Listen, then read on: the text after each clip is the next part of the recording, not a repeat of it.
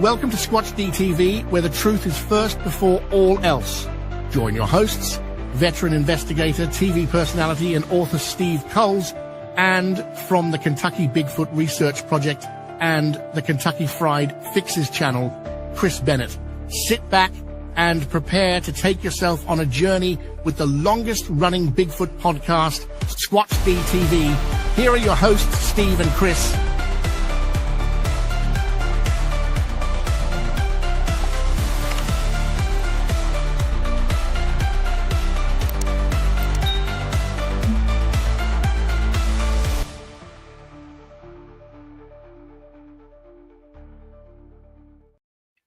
And good evening, cyberspace. Welcome to Squatchdtv for today's date, March 2nd, 2025. I'm your host, your guide, the Squatch Detective Steve Kulls, along with my co-host, Mr. Chris Bennett. Hello, Chris. Steve, good to see you. And happy birthday to John Gray, if he's out there. I think his birthday was yesterday. Hey, happy birthday, John. But yeah, things been going good here in Kentucky, man. We've got some nice sunshiny weather, but a little chilly. Not exactly t-shirt weather today, but No, not yet. I think spring is coming, but you know, it's taking its time. It'll be t-shirt weather when it hits the 50s here in New York. Yeah. Well, we're coming up on my anniversary of the 6th of March from a sighting over in one area over there, and I'm gonna head out there again this Thursday, I guess it is. And unless we have another tornado or something. Yes. But it's getting up right about time to get out there and see who's kicking around in the woods. Kicking around. So, I want to thank everybody for the well wishes. I was kind of not feeling so well this last few days. I was down with the stomach bug. And I got to say, today I feel marvelous. So Good. Here we are. And the other kicker is anybody's noticed kind of taking a little different tack on things over at the website. The Hall of Shame is still there, but it's not navigable to get to right now. And there's a reason for that, Chris. Is that, you know, for the last how many years I've been doing this, a lot of times people say, oh, well, here's Steve. He's a Bigfoot debunker. He's a debunker. You know, he's a debunker. Right. I'm not. I am a Bigfoot proponent. Yeah. Right. Yeah. I am first and foremost a researcher. The debunking is just minutia. It's the closing of cases of Bigfoot stuff, and you have to look at everything in a case-by-case manner. And it just so happens there's more garbage out there than there is truth sometimes when it gets flashed through the media and stuff. Right. So I'm trying to take a little bit of a different tack. We are really working up, and we've made a lot of advances in researching stuff. And you can see this little bit of an explosion going on of actually new material. Hence the reason why, you know, which went on sale yesterday. Bigfoot, a scientific examination. Gesundheit, Chris. That went on sale yesterday. It's available on Amazon. Just go to Squatchdetective.com. Go down to my Amazon influencer account. Hit the button there. You can order the paperback copy or the hard copy, as well as The Psychology of Bigfoot, which is now also available in hardcover if you choose to have one that way. And finally, on the 15th, just a mere 13 days from now, less than 2 weeks, we're coming out with the Squatch Detective's Guide to Bigfoot Investigations. And not the thickest book in the world, but it's chocked with facts. You know, and check like, you know, I even cover, you know, call blasting and tree knocking and Bigfoot research. Yeah. I talk about tranquilizer use. I talk about casting. And in this book, you'll also find an appendix with a lot of useful guides and charts and stuff to work with. So that's right, Walter. But wait, there's more. So there is my shameless plug for the night. Well, I'm going to get some of those hard copies now that they're up and available. Well, I'm converting all my my paperback books to hardcover books that I have. I'd rather have the hardcover book than the paperback. The first time that I read through the paperbacks, they never do look the same. They never set on the shelf the same. They just, but a hardcover, you can read that thing 100 times and put it back up and it still looks good. Well, yeah, I was worried about the quality of the binding because I never had done a hardcover book. Right. And all of these books are bound pretty good. Yeah. I mean, really good. They're good, solid quality books. So very happy with the quality of them. Very happy with the printing of them. So that's good. If there's a way you can do like a sleeve to put over them, that would be good too. Protect them covers. That's a funny thing. You can't find them to buy them to save your life. Yeah. So that's why I go to the library sometimes. Hey, can I buy a few of those off you? And they just give them to me. Yeah. I like that. Oh, well, I'm sure there's some place out there you can have a nice sleeve printed up. Robert Denduven asks, does the softcover need a blue pill to become a hardcover version? I'm not sure how they do that. All I do know is that, my Uncle Luigi died. My Aunt Louisa, dumped his Viagra down the toilet bowl. The toilet seat wouldn't come down for a week. Yeah. Yeah. Need some sound effects there, Steve. Jesus. I missed that. I missed the mark again, didn't I? There we go. It's a little late. But better late than never. That's right. Good. All right. Let's do our roll call and let's get with the show tonight. So let me scroll up because Chris say it. All right. Let's see. Yeah. The chat is hopping. That sure is. So first in tonight, Grant Rasha. Hello, Grant. Good to see you. Walter Kroll, our good friend from Massachusetts. Roy Longley. Hello. Roy, representing the lurkers. That's right. Mitch Hargrove. Thank you, Mitch, for becoming a member as well. Oh, thanks, Mitch. Grasshopper, what's going on? Pete H, good to see you as well. Another one of our longtime members, as is Ristel. Good to see you. Robert Denduven, hello. Henry May from HBM's Cryptid Corner is in the house. Welcome. Sandra Piper, hello. Another one of our members in town. Hey, Sandra. Cowboy One, welcome. Good to see you again. Cowboy. Yeah. Jen, our bouncer, hello, good to see you. Yeah. Boris Khan, Gorny Goo Goo. Danny Weeks in the house, I can tell because the first entry is YouTube user, and somehow he always comes in that way. Yeah, Danny's incognito there, but we know who you are. Finding the Trackway.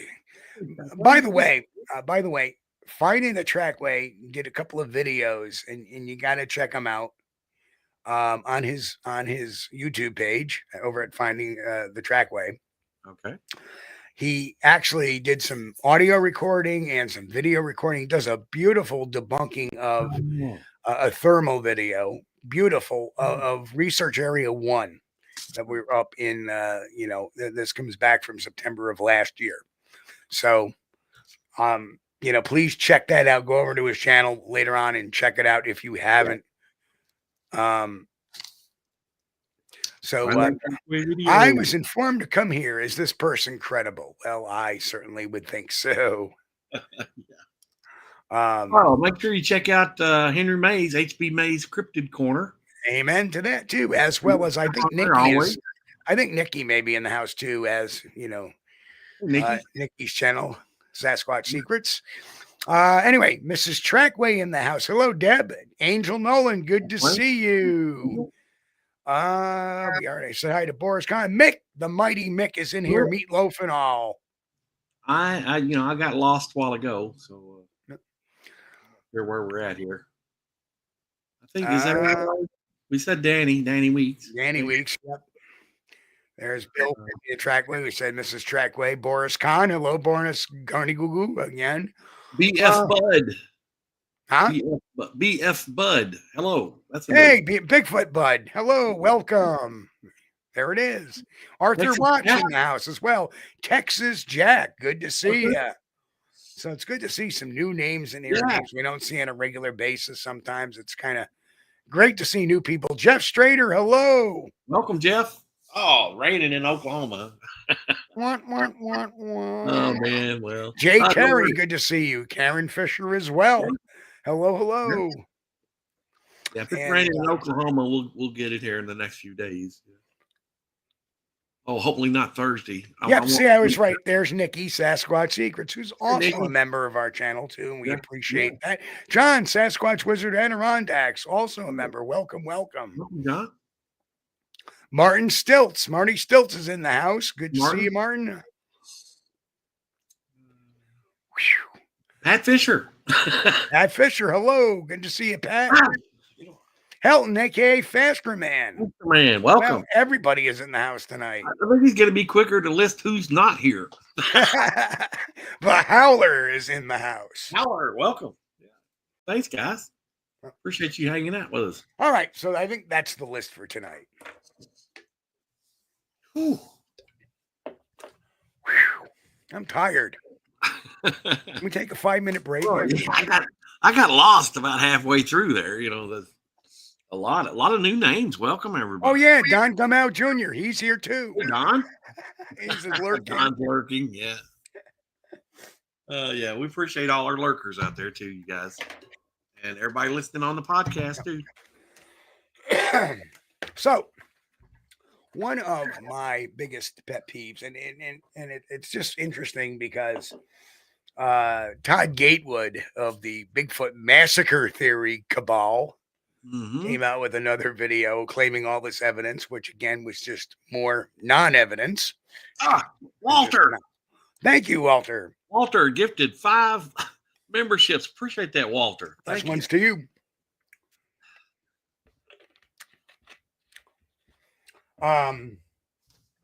So it's always let's put the whole MKBS aside and the massacre theory stuff aside. We've beaten that horse to death a number of times. There is no evidence to it. Let's just put that out there. And I said it on Facebook to one of my Facebook friends. I said, and you can quote me on this. I said, when it comes to the massacre theory, Todd Gatewood sounds like a manure salesman with a mouthful of samples. And I'm going to leave it at that.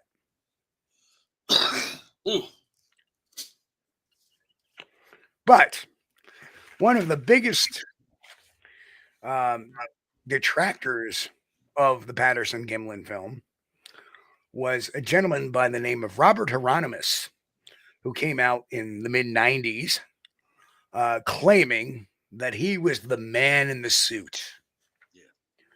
And it was further followed up by another character from the East Coast, a guy by the name of the late Philip Morris, who stated, oh, that was my suit. Yeah. And of course, this was picked up by a alleged journalist. He probably is a journalist, but who decided to write a book on this.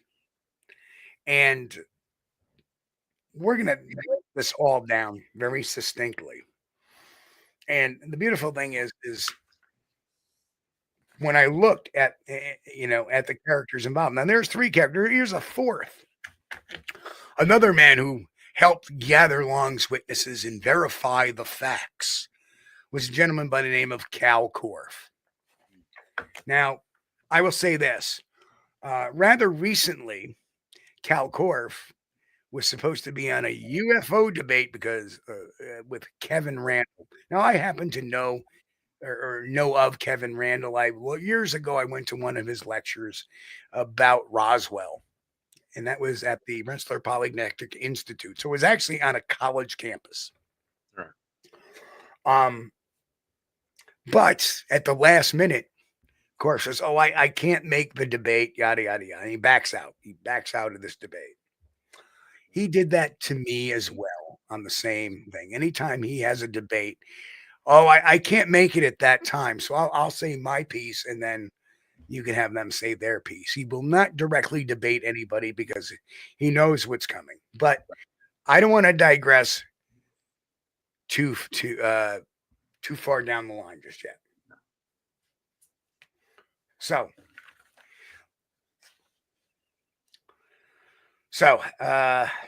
what about Bob Heironimous?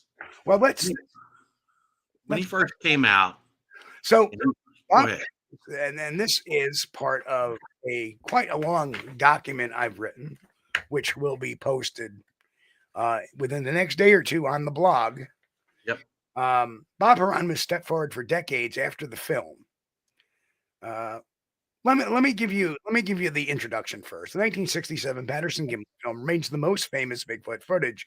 Over the years, various individuals have attempted to discredit the film as a hoax, most notably Bob Heironimous, who claims he wore a Bigfoot suit in the film, and Philip Morris, who claims he supplied that suit, as well as author Greg Long, whose book The Making of Bigfoot argues the film was staged with assistance from Cal K. Korff.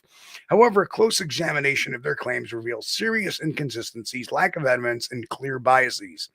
This report analyzes these problems in detail to show that the hoax accusations fail to credibly debunk the Patterson-Gimlin film.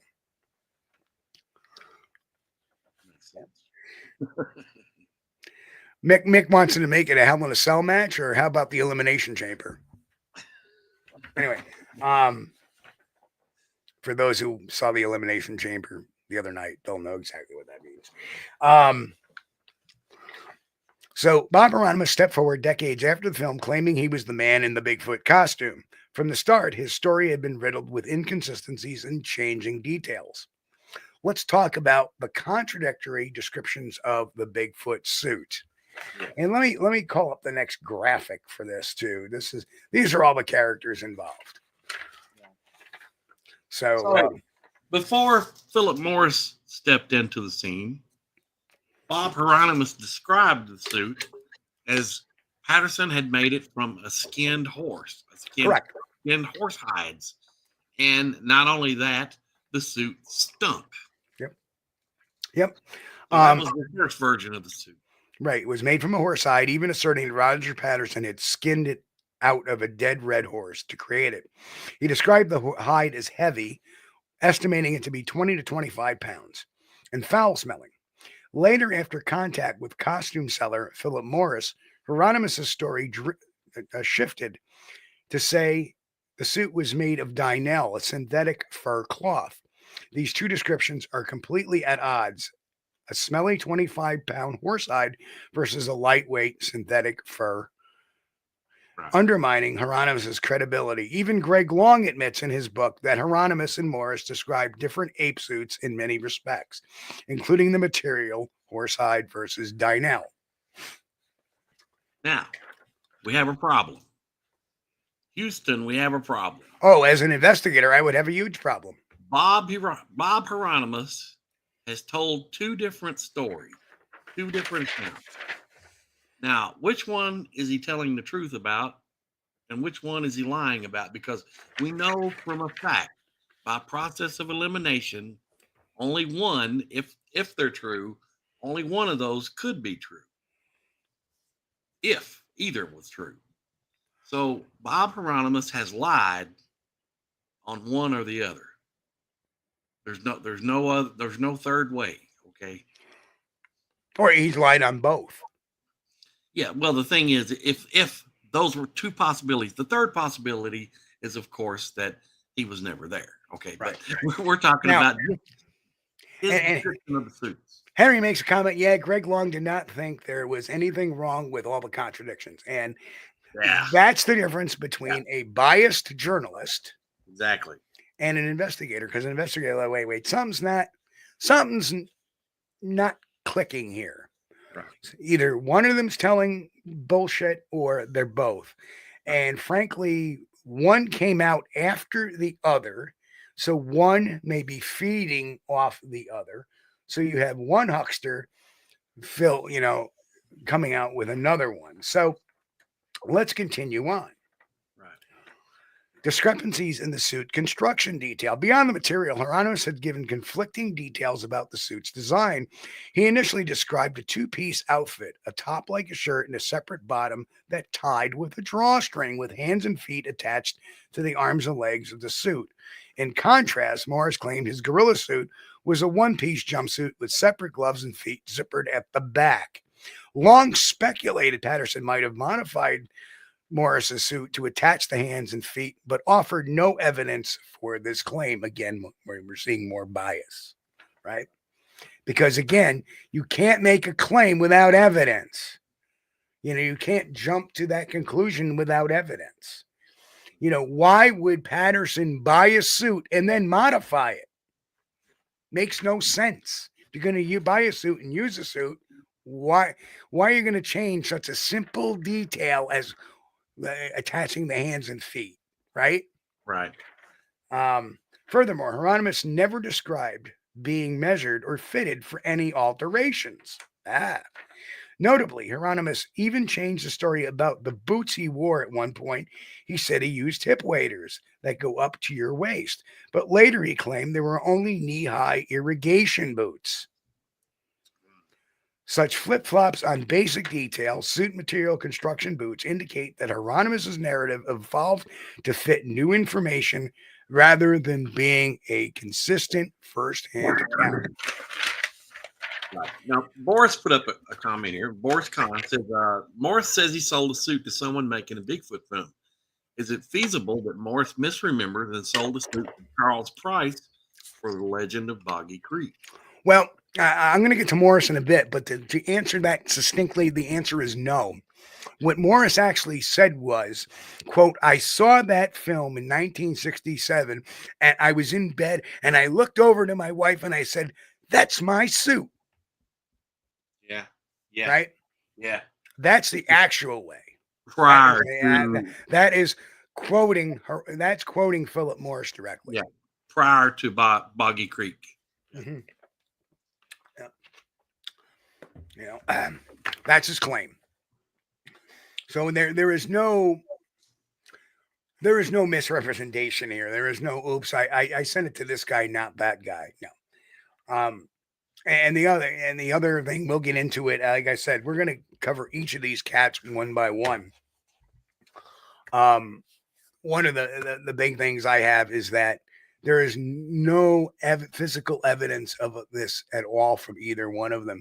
It's even more, if you were to weigh the evidence, is the Patterson-Gimlin film real or is it a hoax? Or is their story real or a hoax? There's no evidence at all on this side of it. There's only what they say. As skeptics would say, it's anecdotal is what they're saying. It's just anecdotal evidence. It's not, it's direct testimony, but I digress.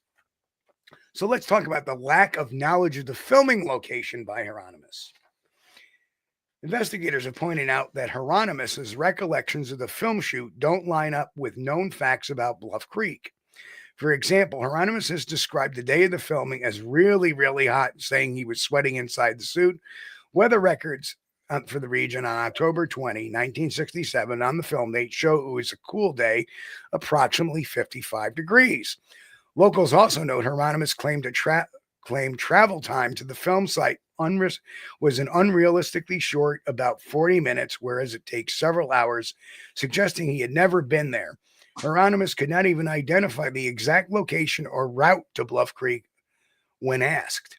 No witnesses in California recall seeing any third person with Patterson and Gimlin during the expedition, and Patterson's widow, as well as Bob Gimlin, flatly say Heironimous' story is false.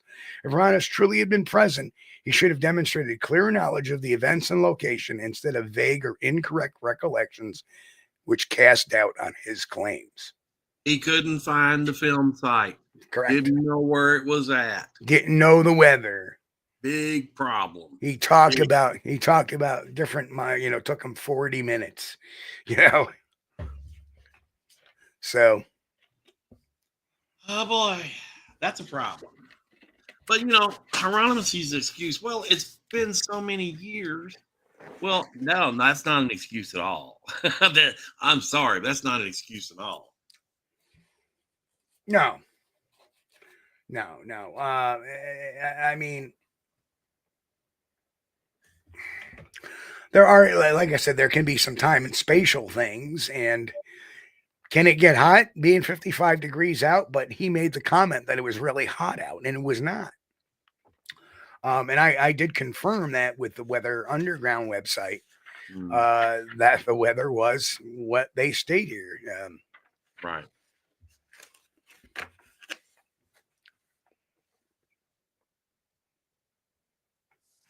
Yeah, Texas Jack said the extra horse and pack horse, what would have been necessary for a third person, never showed up in any of the B-roll Patterson. Exactly. Yeah. Exactly. Yeah. Yeah. They had the pack horse and then Rogers and Bob's. Bob Gimlin. Okay, so next point. There's no contemporary evidence of his role, only late confessions. Importantly, Heironimous never produced the alleged costume. He claims it was returned and disappeared. And no photographs or diary entries from 1967 substantiate his involvement. His name did not surface publicly in connection with the film until around 2002. Heironimous has asserted he stayed silent for decades. I don't know if that date's correct. Heironimous asserted he stayed silent for decades because he expected payment and feared legal trouble for fraud. Makes no sense. Okay, let's break that down. Well, I'm gonna wait. Let me wait 40 years. Maybe somebody will pay me, especially after the owner of the film, Roger Patterson, died like 5 years after the film. Right. Right. Yeah. 30 years later, I'm not getting payment. So, that was another one that was really strange. He said the reason he was busting it and bringing it out, telling the world it was a hoax, is because he was never paid the $1,000 that was promised to him. Hold that thought. Yeah. Hold that thought, because that's the final point. But let's continue on with this point. And then fear of trouble for fraud. Well, if you're fearing trouble from fraud, why say anything? Wouldn't you remain quiet? Right? If you were involved in a crime, let me announce to the public that I was the guy that helped commit that crime. That is the most. Maybe he got over his fear. As an investigator, I laugh at that. Yeah. If he feared he committed a crime, then why say something at all? Right. Is it money or is it a crime?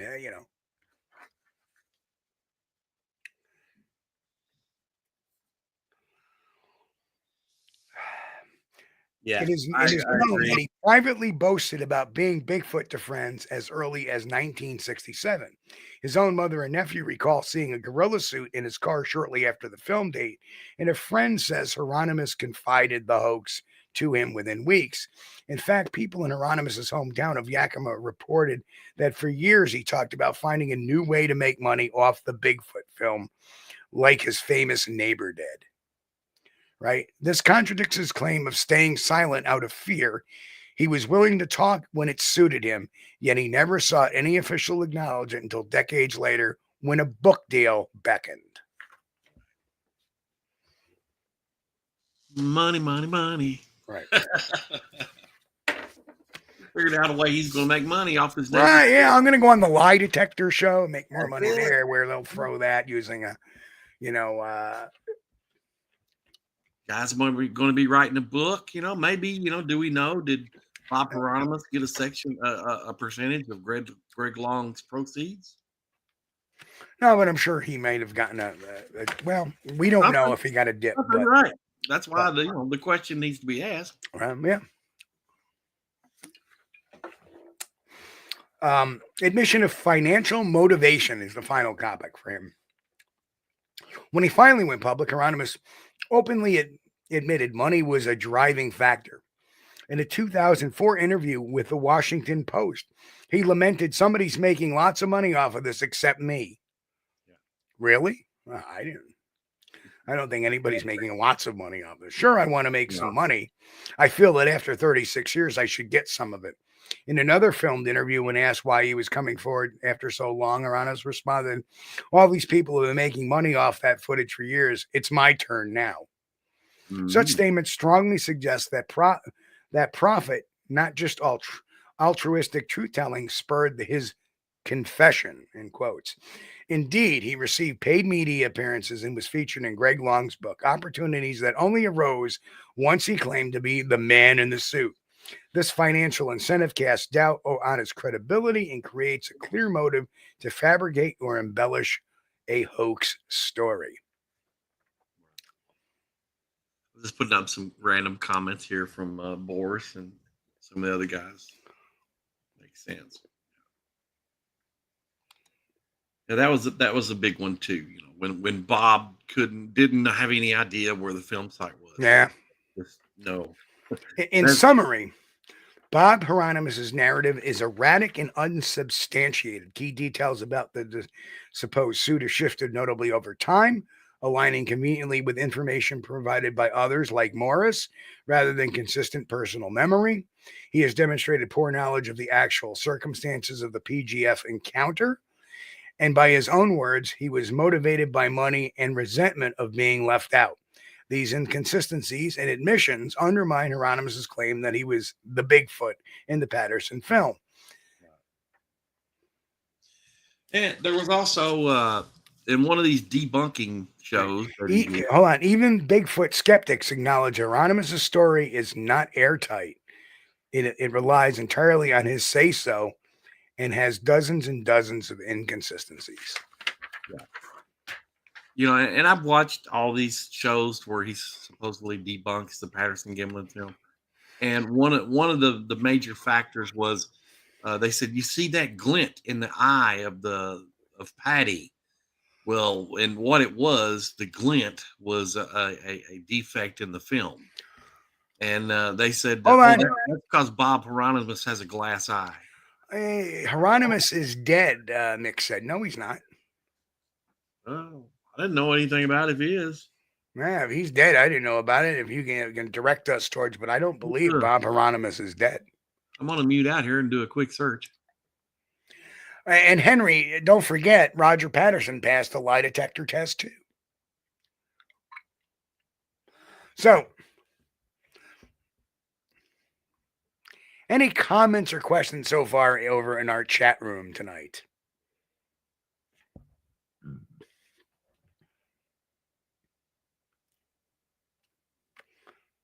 Yeah, I don't see anything about her. Nope. I didn't see anything, you know, but well, I mean, Heironimous has got to be way older now than. Is he still living in Yakima? I have no idea. I would say likely. He doesn't live that far from Bob Gimlin, I understand. We got an Opal Ruthine Heironimous that may have been related. Well, anyway. So, let's go into subject number 2, which is Philip Morris. And the title of this is No Evidence for the Costume Supplier Claim and a Shady Track Record. Another pillar of the hoax story is the claim by Philip Morris, a costume vendor, that he sold Roger Patterson the ape suit used in the film.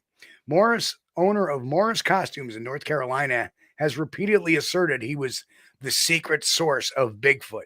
However, Morris's account is unsupported by hard evidence, and its credibility is tainted in questionable business practices in other ventures. No receipts, no records, no physical proof. Morris alleges that in 1967, he sold an off-the-shelf gorilla suit, and mind you, off-the-shelf gorilla suit to Patterson for $435. Now, let's stop for a minute here and remember that. $435. Let's just do something real quick here. $435 in 1967 would be how much today?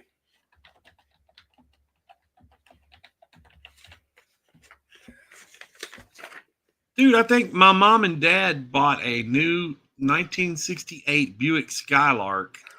And Okay. I was pretty young, but I think it was So- around $2,800. So adjusting for inflation, the $435 in 1967 Yeah. is the equivalent to approximately $4,130 Right. in 2025. I'm sorry. 2025, yeah. Right. That's So what I was thinking, the new car mom and dad bought in 1968 was like $2,800. So that is a lot of money. Right. Now, if you think about it, what does Greg Long say about him in his book? Oh, Roger didn't have any money.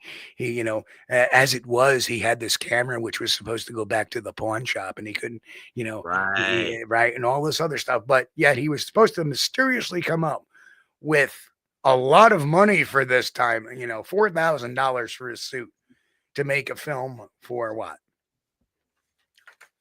He rented the camera he made the film with. Oh, no, I don't think he had extra money for a suit. Right. He was dirt poor. In fact, he used Bob Gimlin's van. It was Bob Gimlin's van that drove him everywhere. A truck. And a truck. I thought it was an old Volkswagen van. Well, they used a truck to haul the horses there to the other Right. side. I don't know about, they may use the van, other outings, but if So, all right. Yet he never produced any documentation of his sale. No invoice, order form, receipt, or shipping document record bearing Patterson's name. So let's think about it. He makes the comment in 1967. He saw the film and said, "Hey, I sold that suit to that guy. That's my gorilla costume." What would be the first thing you did? Let me pull that receipt out there. I now have the evidence to prove that's fake, right? exactly. No, he doesn't say anything until Heironimous comes out. Right? Sell me another story.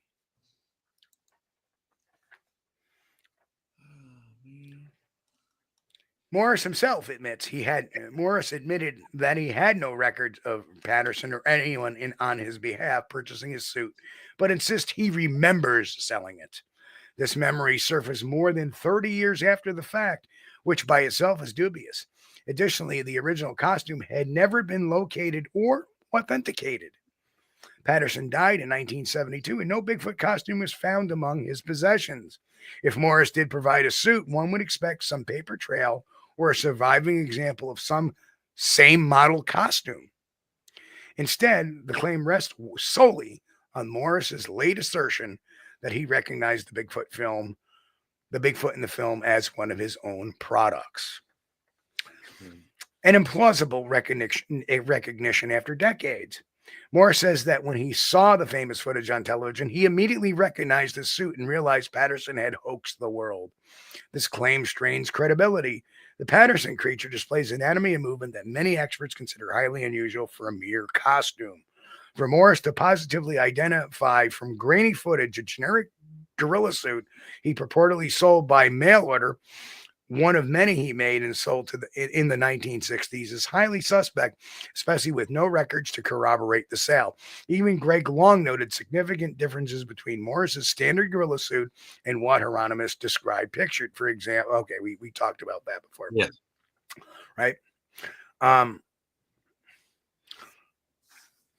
Morris later tried to demonstrate a similar suit for documentaries, as we see up here, but results were unconvincing. The suit looked obviously fake and failed to replicate Patty's look and gait, which is why Long and Heironimous floated additional modifications and accessories like football shoulder pads to explain Patty's features. That's right.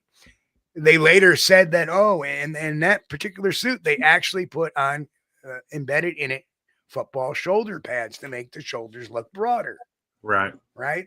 So that's something that wasn't said in the original thing, but when they did the Biscardi documentary, yes, that's right, they teamed up with Tom Biscardi to do a documentary film called Hoax of the Century, right? Another honest person, another honest bastion of the Bigfoot community, right? and they did these add-ons to the suit. In fact, at one point, Heironimous and Morris collaborated to create a replica Patty suit for a TV news segment, which Morris offered to sell for $7,000 to $8,000. Tellingly, this replica was far more elaborate with latex enhancements and custom fittings than a simple $435 gorilla suit Morris originally claimed Patterson bought. The need to build a new expensive suit to mimic Patty's highlights that Morris's off-the-rack costume was never capable of fooling anyone, undermining his story that such a suit was the film's basis. But look at the new version of the Morris costume there. That is ridiculous. I mean, it's laughable. Bob looks like an Ewok or something. I don't know. Well, look at the legs. Yeah. Look at the blousing in the legs. Right. Now you can tell that's a pant leg. Right. Right. If you look at the Patterson film, you see tendons, you see muscle, you see wear. Like one of the biggest tells for me in the Patterson Gimlin film is the wearing around the side of the creature. Right. Yeah. Right.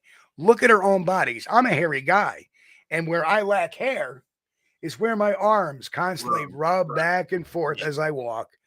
Right. The same thing with on my thighs and the same thing with on my calves because they rub. Right? Yeah, there's a definite difference between the leg and the booty there too. The muscular section of the leg on the Patty, you can see her. That's not there in the red looking Heironimous suit. But I pulled up an article from the Skeptical Inquirer, and it was about the Patterson Gimlin film being a hoax. And they said some of the supporting witnesses that support Bob Heironimous' story was his mother and his brothers. And if you don't care, let me read just a couple of paragraphs of this. It says, and this is by the Skeptical Inquirer, exposing Roger Patterson's 67-foot Bigfoot film hoax. Let's see. It says, corroborating Heironimous' story, Rob Heironimous' mother, Opal, claims that while her son was still sleeping on the morning after he returned, she went to put crates of fruit into the trunk of her car. When she opened the trunk, she was shocked to find what she at first thought was a dead animal. Upon closer examination, she realized that it was some sort of animal suit or costume. After I saw it, I looked around to see if anyone was around because I thought maybe I might have to have help. Then I discovered it was just a suit. But that head laying there, staring at me, Opal continued, I went in the house and my sister-in-law, Willa Smith, lived right up the street, and she came down. She was always down at my house 2 or 3 times a day. And so when she got down, I said, I want to show you something. I opened up the trunk and let her look.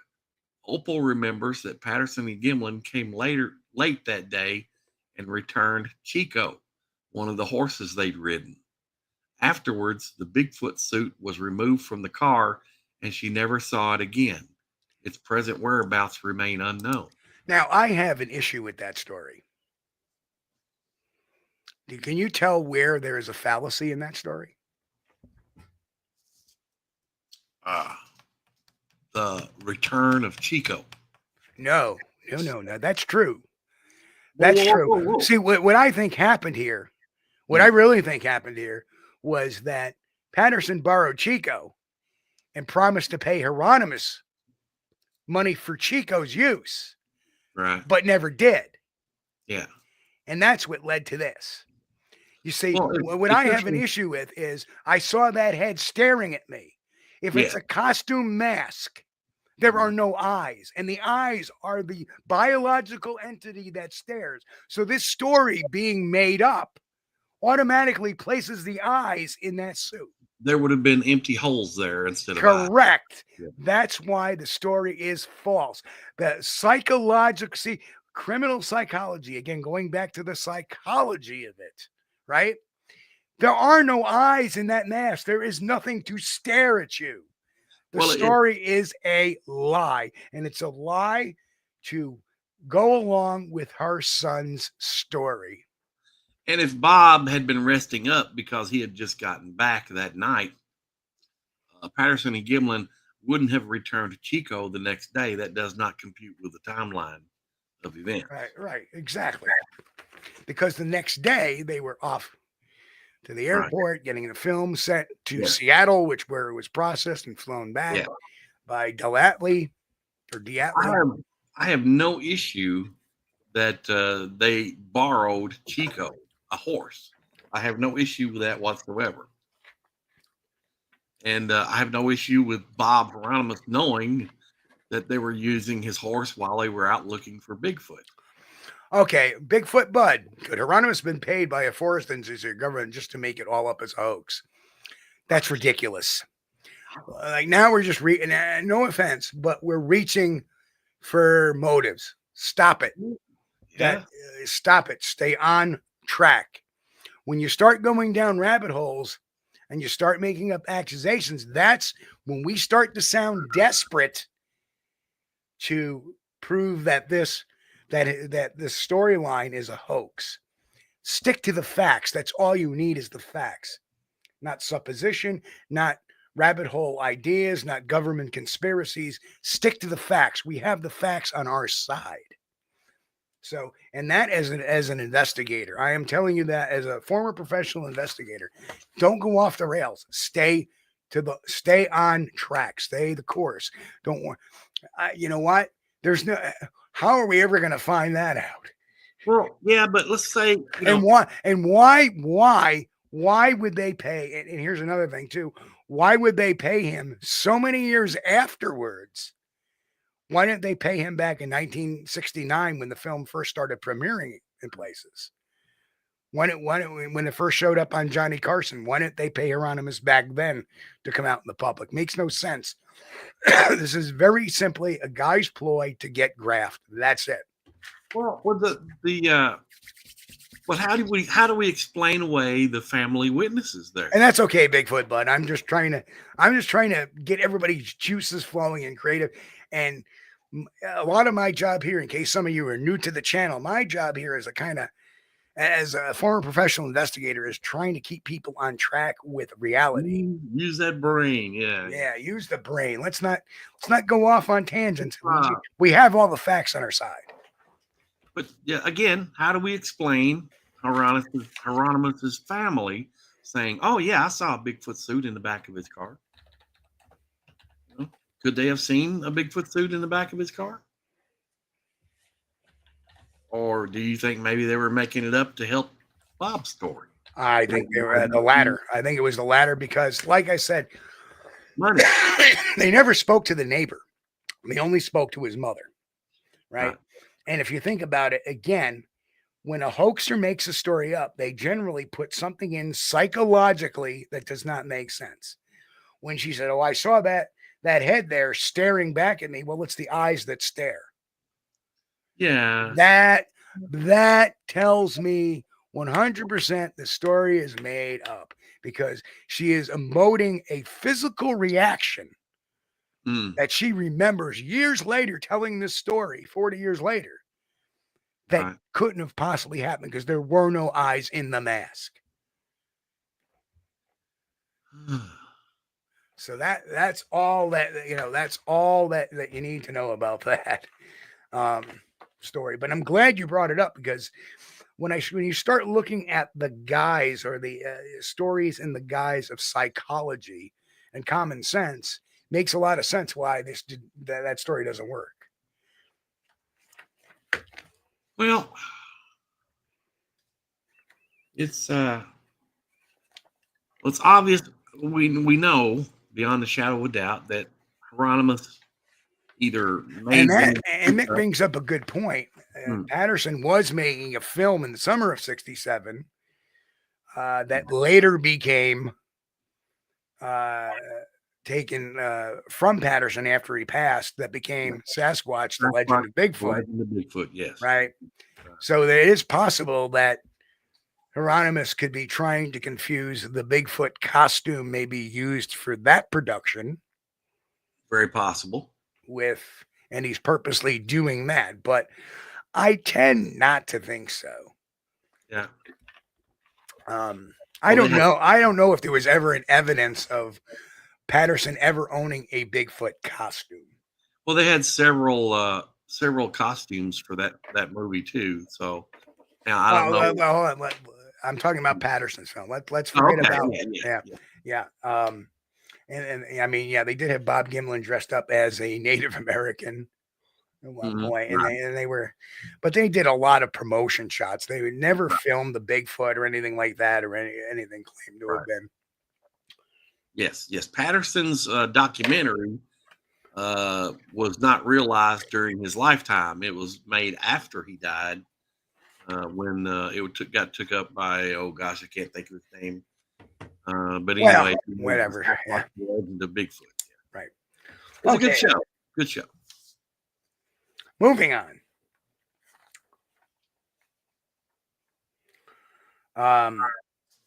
So back to Morris.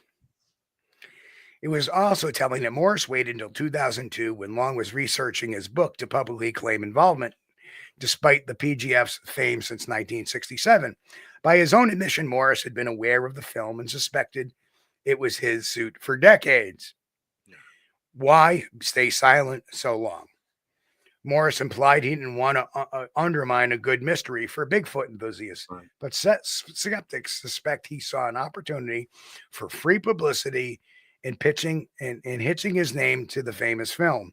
Indeed, after the story broke, Morris basked in media attention and, as noted, even tried to market a Bigfoot costumes based on the notoriety. This opportunism raises doubts about his motives.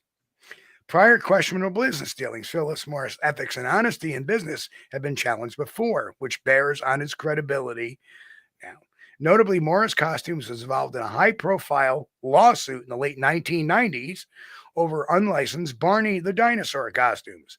Lions Partnerships, owners of Barney, sued Morris Costumes and its owners, Philip Morris and Amy Morris, for producing and renting out knockoff Barney suits under names like Purple Dino and Duffy the Dragon, alleging willful copyright and trademark infringement.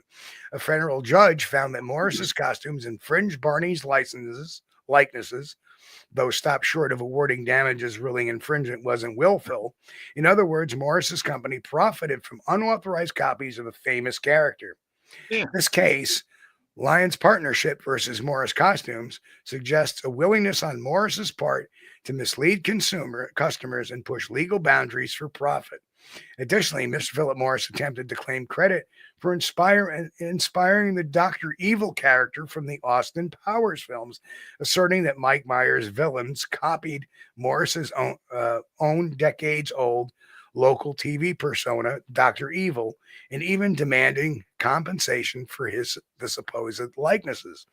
That claim was dismissed as baseless, with the film's producers easily showing that Myers developed Dr. Evil independently. The pattern is clear. Morris has a history of making grandiose claims against famous pop culture icons, Barney and Dr. Evil, Bigfoot, either to protect a financial interest or to grab a bit of the spotlight. Each time the claims have been thin on evidence.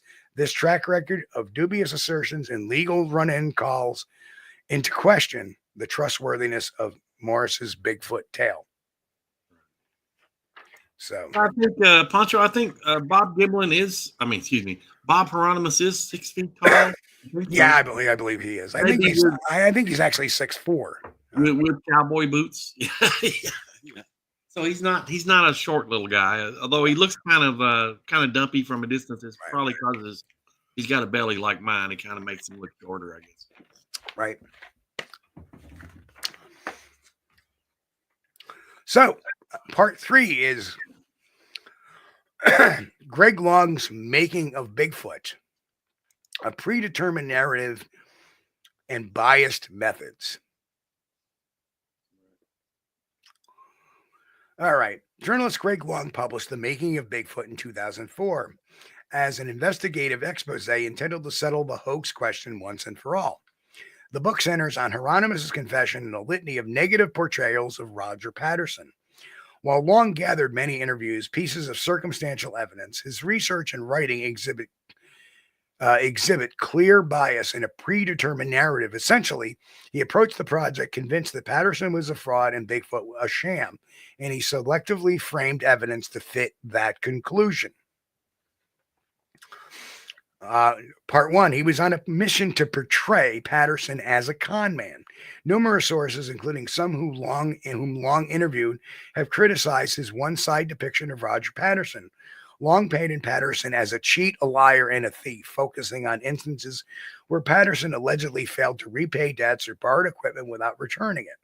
Residents of Yakima who spoke with Long later complained that their comments were distorted or taken out of context to make Patterson look bad.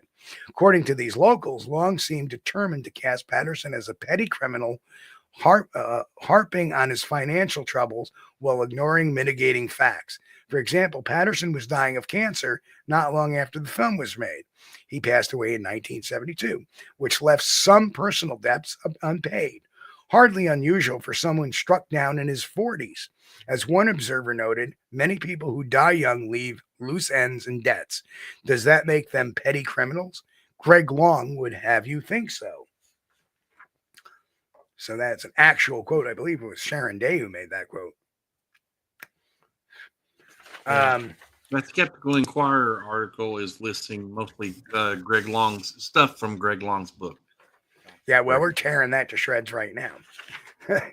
the Greg Long chapter is a little bit section is a little bit long, actually. Yeah.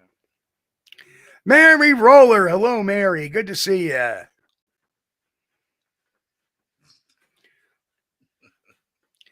Danny Weeks, the government is not covering anything up. Stop it. Stop going down that rabbit hole. If they were covering things up, we wouldn't be getting the information.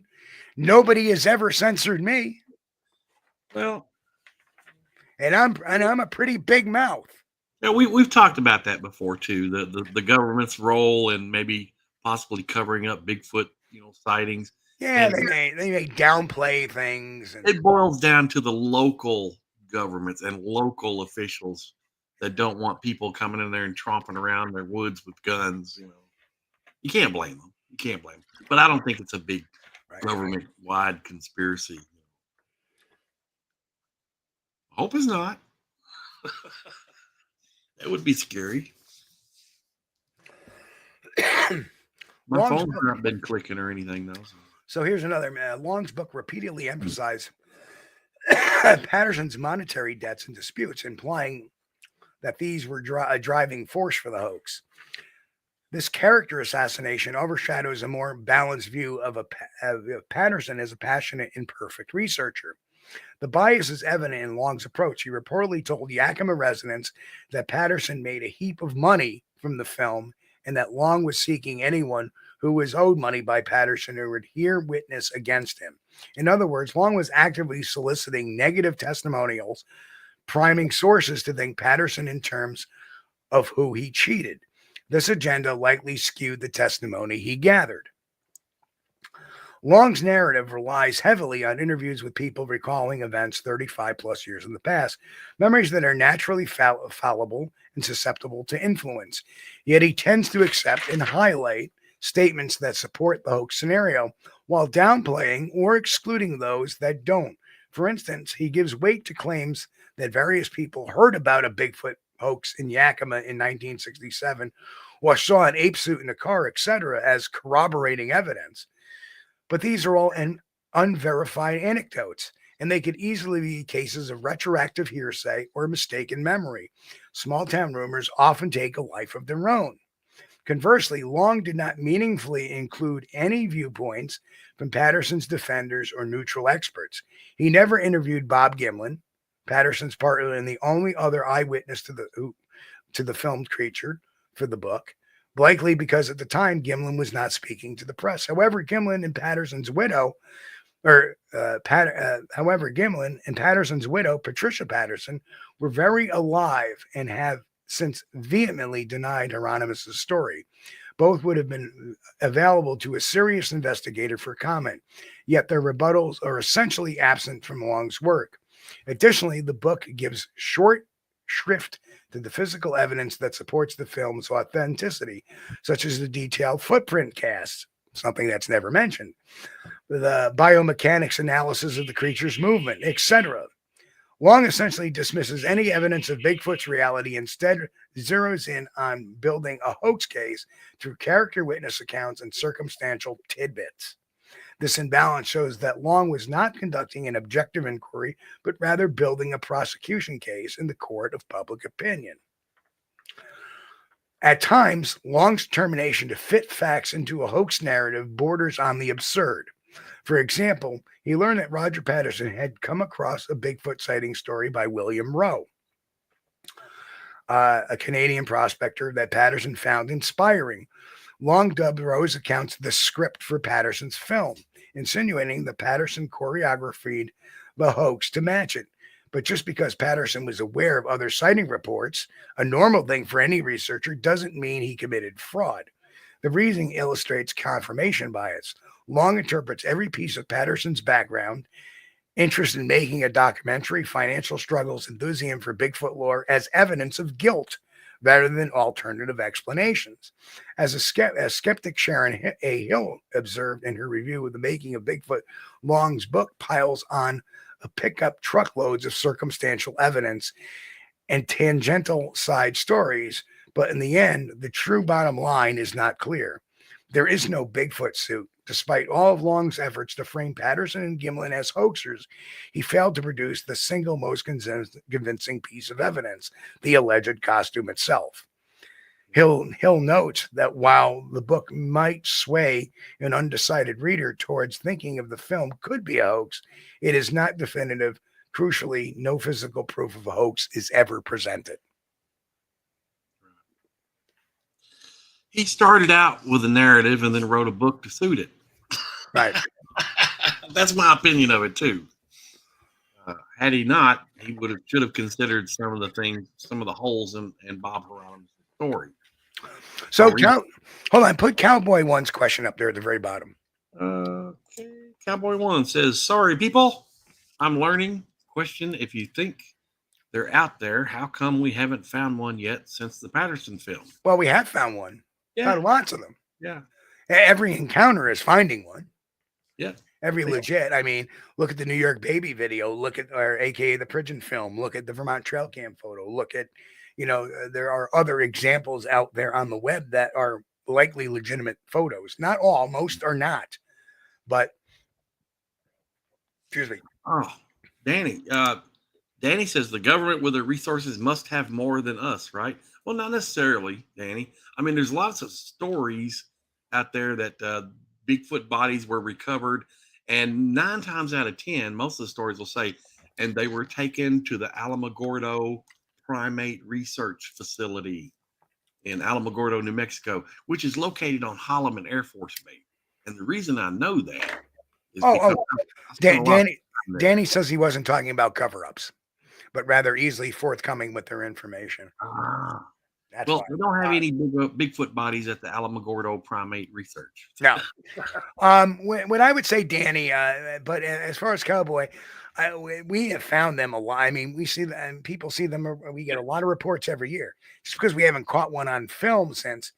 And there's a lot of different reasons why, and I've talked about it before on the channel, that there is so much disconnect between the brain and having to pull out a camera phone. It was a lot easier in the day. If this was a camera and I had it around my neck and there was a Bigfoot, it was a lot easier to go, right? Yep. Right. Whereas now you have to, let me get my phone. Let me swipe. Let me unlock the phone. Let me get this. Let me put it up. And because they're auto-focused, hopefully it won't catch the first branch and focus on that first branch instead of the Bigfoot 15 feet behind it. So that's the reason why we haven't got hell of a lot more, photos or, video of such. You say, most of these encounters only last a period of a few seconds. Right. And so you look and you say, "Oh, there's a Bigfoot." You grab, you're thinking, oh, grab your phone. Okay, now let's see. Where's my camera app? There it is. Camera app, video. Okay. Jake Carey says, "Oh, I didn't know you liked the Vermont trail cam pick." I was the first one to publicly put that out there. Steve released that. Yeah. I released that to the general public. Yeah. After doing a 5-month-long investigation on it. Yeah. Including getting testimony and analysis by Dr. James Maccabee, a physics scientist or optic scientist. Right. Yeah, he did some work on the shadows and stuff in that. Yeah. There's if you go to Squatchdetective.com into the archives, you'll see that there.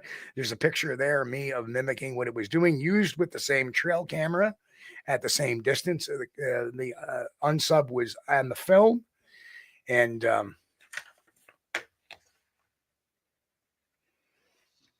yeah. It's well, everybody carries a cell phone with them anymore, and but the problem is when you have a Bigfoot sighting and your brain locks up, and some people act differently in stressful situations. Some people clearly think. Jay Carey, very cool. Wasn't there one from New York, New England that you called BS on? There were several. So I. Well, I think the reason a lot of people look at when they hear Steve's name and they think about he's a debunker is because if you look up on the Bigfoot Body Hoax in Georgia, they've got Steve listed as having debunked that hoax or busted that hoax. And so I think people see Steve's names there and they think, oh, okay, he's the hoaxer guy that or bust hoaxers. Right. Yeah. And I do. I bust hoaxes because it's part of the job. Right. Yeah. You can't, when you look at each case individually, you either like it or not. And if it's an obvious fraud, then you got to say so. Yeah. If not, you have. Oh, it's all good. It's all good, Jay Carey. When you been doing this now, how many years? 1998, 2025. That's 27 years. Yeah, stuff starts to run into one another, except the big standout ones. So Texas Jack got a good point here. It says, even if we believe the way they painted Patterson, are we supposed to believe that this same guy who shelled out enough money for a suit better than that of the $6 million movie like Planet of the Apes? He was, and what was that guy's name? Chamberlain, who did the special effects on Planet of the Apes. He was blown away by it. That was way beyond anything he was capable of doing. And as a side note, Chamberlain also worked for the CIA. Ooh, didn't know that. Yes. Have you ever seen the movie Argo? Yeah. That was Chamberlain. Okay. John Goodman was Chamberlain. Okay, I got you. I thought you were talking about back then, no. That's pretty cool. Brian and Chewy go hiking. Member for 20 months. Brian, thank you so much, man. Good to see you, Brian, and say hi. Give Chewy a good pat on the head for me. Hope you're doing well, brother. Wow. Yeah. Chambers. Yeah. Boris. John Chambers, not Chamberlain. Chambers. Yeah, Chambers. John Chambers.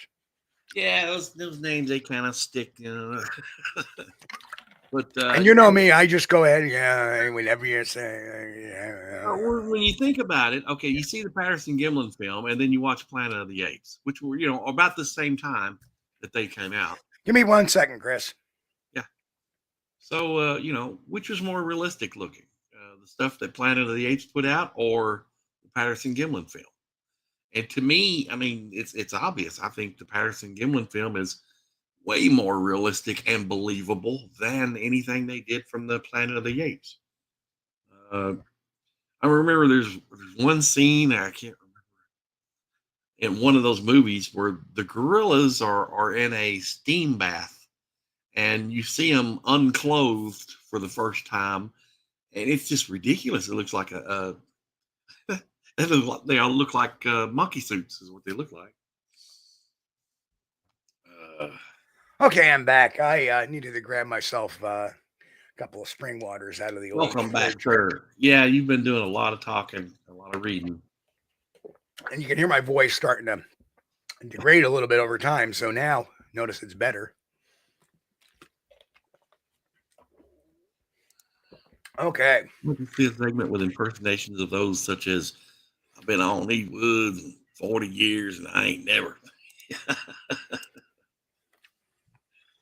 A lot of times you'll talk to people that see something and they're kind of, dumbfounded by what they've seen, don't really understand what they've seen. Even maybe, years later, they still don't understand really what they saw because they've never seen anything like it. So here's a little more interesting thing about Hill's analysis of the book. Even those inclined to doubt the Patterson film have recognized Long's bias. Hill remarked that the book could have been better if it were shorter and less bogged down by irrelevant travelogue details. Excuse me. Evidence that Long was perhaps trying to pad weak evidence with colorful storytelling. She also pointed out that Long included superfluous tales, like a side story about a Western town and band and anecdotes with no clear relevance, which diluted the impact of the factual core.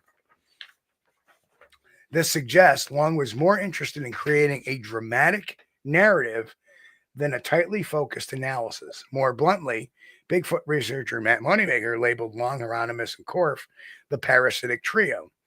Actually, it's now a quartet if you add Morris in there. Noting they gambled on Gimlin never speaking out while they smeared him in Patterson. Indeed, once Bob Gimlin did begin publicly refuting their claims, it exposed how one-sided Long's investigation had been. John Green, after reading Long's book, flatly called it bullshit and predicted libel actions flying. While no libel suit materialized, in the U.S., you can't generally libel the dead, and Patterson was deceased. Green's reaction underscores how unconvincing and slanted Long's case appeared to those familiar with the subject. In the end, Greg Long's Making of Bigfoot comes across as a prosecutor's brief against Patterson rather than an impartial investigation. The bias is clear. The way the evidence is cherry-picked and interpreted only in the light most favorable to the hoax hypothesis.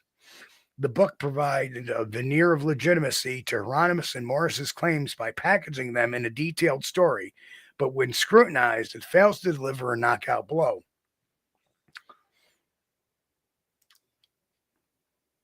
The Making of Bigfoot ultimately relies on assumption and insinuation in a house of cards that collapses when its key sources, Heironimous and Morris, are themselves discredited by their inconsistencies and lack of proof.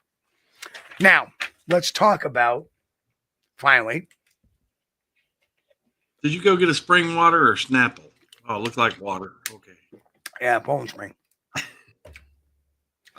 Little spot.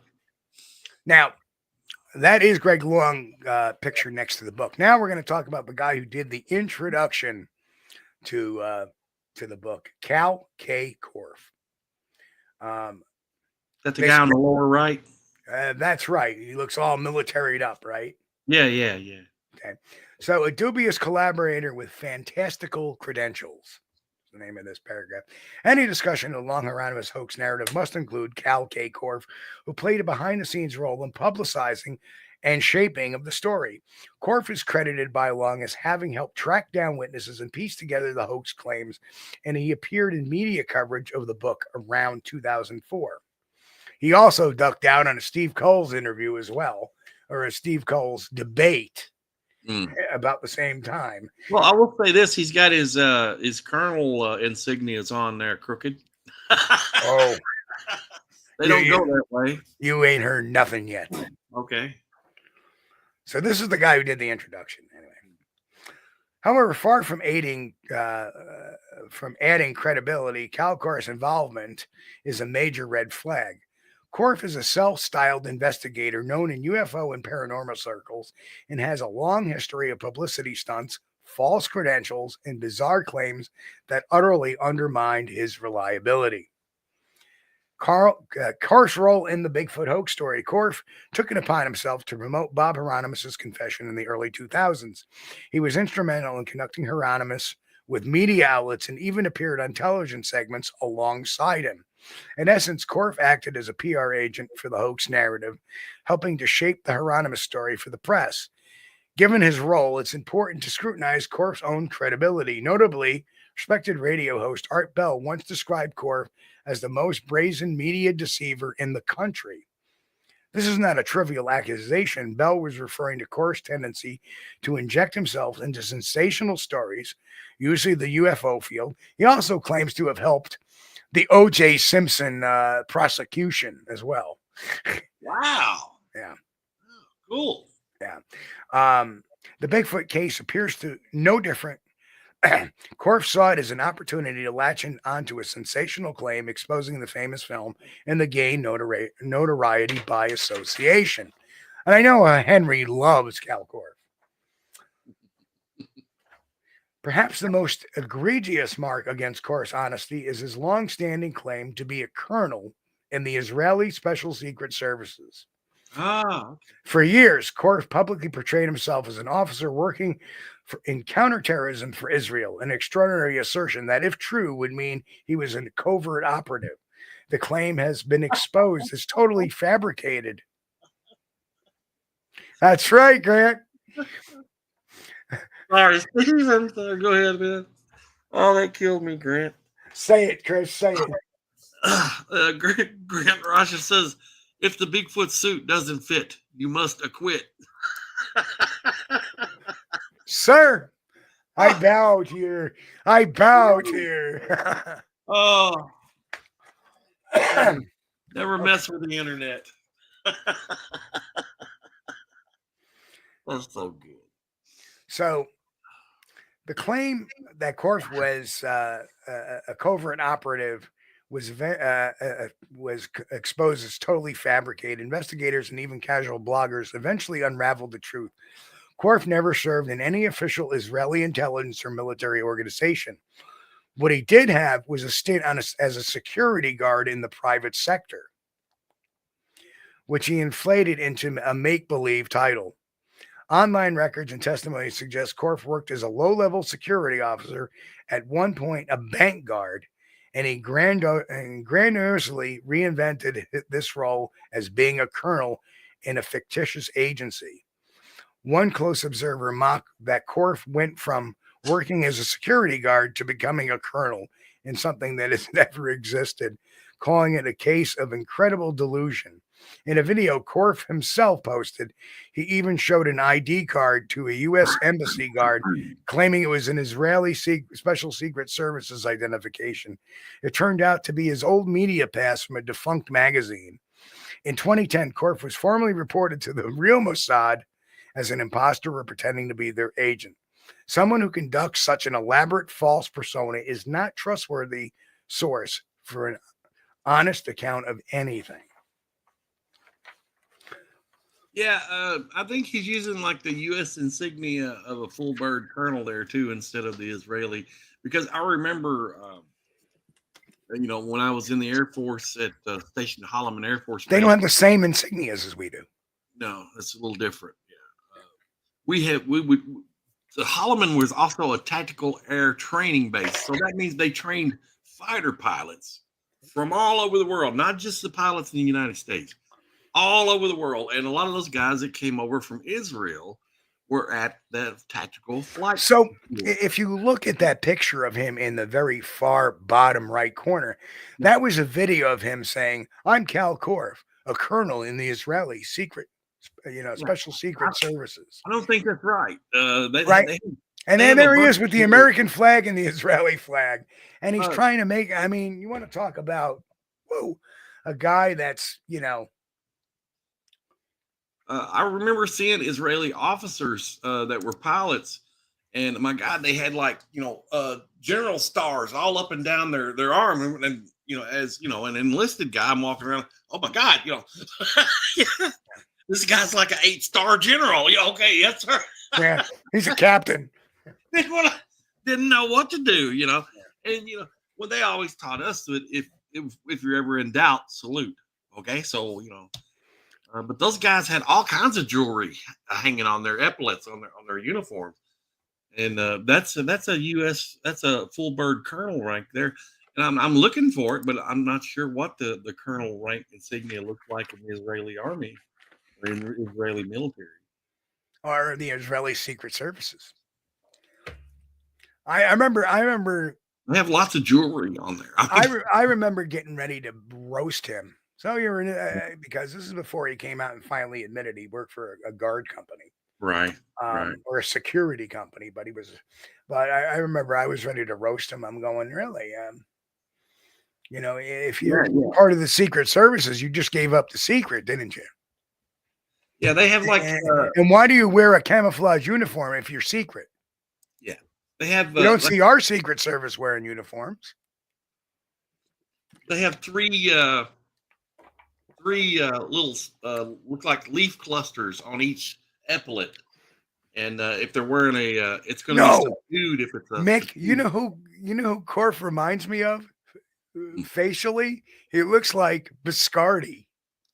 He does, yeah. The bottom right picture specifically, but yeah, he's wearing the wrong jewelry there, babe.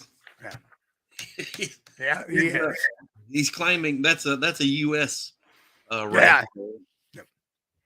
The Israeli has got like 3 clusters of leaves on each sleeve, and if you're in your fatigues, it's subdued. If you're in your dress uniform, well, then they're chromed silver. Right. Let's continue on about more Korf's history. Korf's tall tales aren't limited to his fake Israeli colonel status. He boasted as having multiple PhDs. He has none. Of being a computer scientist, a journalist, an anti-terror specialist, basically a litany of self-aggrandizing claims with little or no basis in fact. He is engaged in public feuds in the UFO community, accusing others of lying while himself being caught in lie after lie. For example, Korf once loudly accused a decorated World War II veteran and Roswell UFO witness of being a liar, while Korf himself was masquerading with a pretend military rank. The hypocrisy and compulsive dishonesty are well documented in the context of the PGF Patterson-Gimlin film. Korf's involvement taints the hoax theory significantly. He reported he was heavily involved in assembling Long's case, yet his presence prompted skepticism even amongst other skeptics. Well, luckily we have Google, and you can search up the Israeli colonel rank and what their insignias are. But it's different from what the U.S. uses, and he's using the U.S. full bird colonel there insignia. So it's worth noting that Greg Long partnered with Korf during his investigation. The two traveled and interviewed sources together. Oh. Sharon Hill's review mentions the pair checking into a hotel and talking over evidence in Nancy Drew fashion.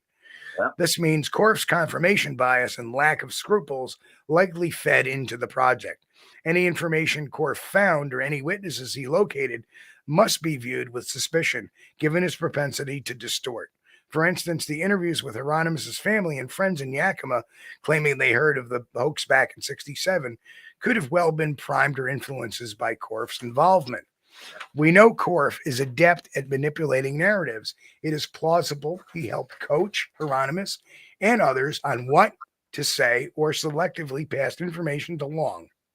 Essentially, Korf's participation raises the possibility that the hoax story was, at least in part, engineered by someone with a record of hoaxes. This is deeply ironic and undermines the entire expose. If the goal was to reveal the truth, partnering with a chronic fabulist like Korf is a strange choice unless the goal was to create a splashy story regardless of truth. Right. In summary, Korf's association with the PG film hoax claims is a huge detriment to their credibility. His personal history of deceit, exemplified by absurd Israeli Secret Service colonel lies, shows he has little regard for the truth. Far from being a whistleblower, Korf is exactly the sort of person who would manufacture or inflate a hoax narrative to gain attention. When evaluating Heironimous, Morris's, and Long's claims, the involvement of Korf is like a warning label. Caution, this story may be a hoax itself. If the accusers intended to be taken seriously, one of the worst things they could do is involve someone like Al Korf.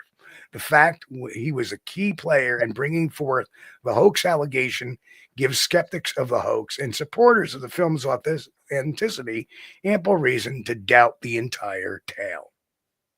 Well, I had reason to doubt him as soon as I saw his uniform and his insignia. Yeah, That just clearly. Now, Mick has got a question. He says, Steve, not to impugn him, but have you found any links between Leroy Blevins and anyone in the Rogues gallery of shady characters already mentioned? Leroy Blevins, and the funny thing is now Leroy Blevins passed away, I think, about 4 or 5 years ago. And I had met, in fact, Chris, you were at Scarefest before down in Lexington, Kentucky. Right.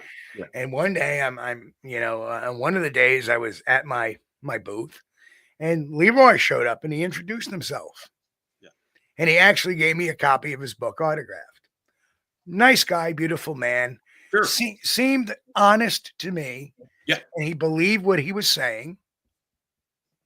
But I think he was wrong. I think he let confirmation bias and tunnel vision get to him.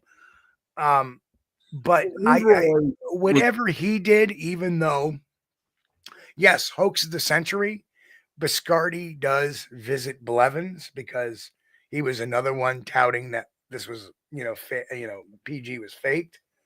Right. I read Blevins' book that he gave me. Mm-hmm. I saw nothing in it that was earth-shattering. I saw a lot of conjecture, and a lot of stuff that actually kind of integrated with Long's stuff. And I think maybe he had read Long's book and kind of took, that as kind of points of reference for his own book. That's the thing. We have nothing negative to say about Leroy Blevins whatsoever, but we can point out and remind everybody that Leroy was a self-proclaimed conspiracy theorist on some of these things. Now, he did books on the JFK assassination. He did. He did some work on the the Patterson-Gimlin film. And that's ironic because Cal Korf also claimed to be this Kennedy assassination expert too. Right. And Leroy Blevins was of the opinion that he felt that the Patterson-Gimlin film could have been hoaxed. And he went as far as to, recreate a suit from what he thought he saw in the film, which I saw some photos of the suit that he created. And I'll tell you what, it's not bad. It's a lot better than that red looking Ewok thing up there that Bob Heironimous is wearing. But conversely, and this was one of my critiques of it, was Leroy used a lot of materials that were available only since the time he made it. Yes, he made materials that were yet to be available in 1967. So that's an issue right there. And something else, though, Leroy Blevins was not a skeptic of Bigfoot. He was a firm believer in having had sightings himself. Yeah. So that's one. A lot of people don't know that about Leroy. Right. Yeah, he did love to go into the conspiracy theories, and that's fine. There's nothing wrong with that. And again, Blevins claimed that, Henry points out that Blevins claimed that Bob Titmus made the alleged suit in the film out of bear hide being the same. So again, we run into another circle here. Yeah. Heironimous said it was a horse hide. Then he said it was Dynel suit from Philip Morris. Mm-hmm. Right. He claimed now we're getting Sans MK Davis, where he says, well, Bob Titmus is a taxidermist. He made the suit. Well, where's your evidence to that? There isn't any. It's conjecture. Yeah. The same conjecture as well. You know, man, you know what? Let me solve this once and for all. Maybe Lee Harvey Oswald rose from the dead and got in the Texas book repository, not suppository, the repository. that Full Metal Jacket reference. I got you. I got you. Go ahead. Gets in the Texas book depository and gets another Mannlicher Carcano and takes several shots, and creates the massacre that M.K. Davis is claiming happened at the Patterson-Gimlin film location. Well, that's a theory. Holds about the same water as Todd Gatewood and M.K. Davis and Leroy Blevins. And it holds all the same credibility. Right? It's just a theory that your machination. See, my whole goal here is for people not to use machinations of their mind. I read this one theory about, that he supposedly used magic bullets, right? So could they have made it all the way to Northern California? Yeah. They're magic. So. They could change directions and stuff. Pretty cool. Yeah, Leroy was actually a good guy. And, still, his books are still out there. On the JFK assassination. Well, I actually have his book somewhere along here. If you could find it, hold it up, Steve. We'll plug his book for him. Here, talk for a second. I'll be right back. Yeah. But, I was shocked to find, because I read the stuff about, and Leroy was dedicated to doing the research to try to debunk the Patterson-Gimlin film. And I read some of his stuff, and I looked at his suit. And, you got to give him his suit he had a lot of work that was ingenious, but it wasn't Patty. That's the thing. And later on, while I was reading up on that, I found that he had actually had a Bigfoot sighting in Kentucky. So, and there it is. Patterson-Gimlin. Yeah. Patterson and Gimlin. Bigfoot film 1967 by Leroy Blevins Sr. Great, man. But nothing bad to say about Leroy Blevins whatsoever. No. I mean, like I said, we can disagree. See, sure. At least his effort was, to me, an honest one. He looked at it from an angle, and even though I feel he was wrong, and there was never, like him and I talked, and he knows where I stood on the Patterson-Gimlin film. Right. But it wasn't any animosity, and that was the beautiful thing about it. Yeah. But people like Heironimous and Long and Korf and those guys, they built a story, they cherry-picked, and they were pretty friggin' nasty. I don't think Leroy really attacked Patterson on his character. It wasn't a character assassination. It was more on his theories went a little bit different from Tom. I would love to do that, except those guys are probably both in their 90s now. If you've ever seen The Family Guy where Herbert takes on the old Nazi down the street, Chris hasn't seen that one. I can't recall it. No. But I just can't. But I will, because Herbert was in World War II, and he found that old German officer that it was his enemy, and they have a fight. And their fight's like this.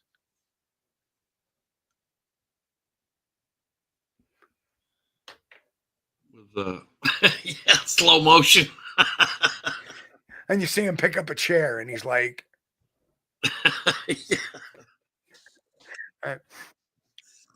Oh man. Yeah, I have watched Family Guy, but it wasn't something I watched as a routine. I haven't seen all the episodes. Is that still coming on? They still have new seasons of Family Guy now, so it's never going to get canceled. I mean, of course they might do it now. But what's that guy's name that came up with that? Seth something? Seth MacFarlane, I think is his name. Yep. He did a little like a Star Trek offshoot series called oh gosh, what's the name of that? Oh no, the brain locked up, Steve. It's not there. Dang it. Well, anyway, on this Star Trek type series, you guys know what I'm talking about. I would like to see some more seasons of that. It was good. All right, damn it, I'm gonna have to look it up. So thank God for Google. Let's do the conclusion to this and wrap this part up. So, taken together, the claims Heironimous, Morris, and Long and Korf do credibly credibly discredit the Patterson-Gimlin film. Each component of the hoax theory has serious flaws. The alleged hoax participants cannot keep their story straight. The supposed costume provider offers nothing tangible to support his tale and has a motive to lie. The author investigator driving the hoax narrative approached the topic with a conclusion in mind and filtered the evidence to suit that conclusion rather than letting the evidence lead to an unbiased conclusion. The facilitator behind the scenes has a personal history that suggests he's more interested in creating sensational stories than in covering the truth. Meanwhile, the Patterson-Gimlin film itself endures. In over 50 years, no one has ever produced a duplicate costume or an exact recreation of the film that matches in detail, despite modern technology, a testament to how remarkable the original footage remains. Bob Gimlin, who was there, continues to stand by what he saw, and analysts point out aspects of the film's subject anatomy and movement that would be extremely hard to fake convincingly even today.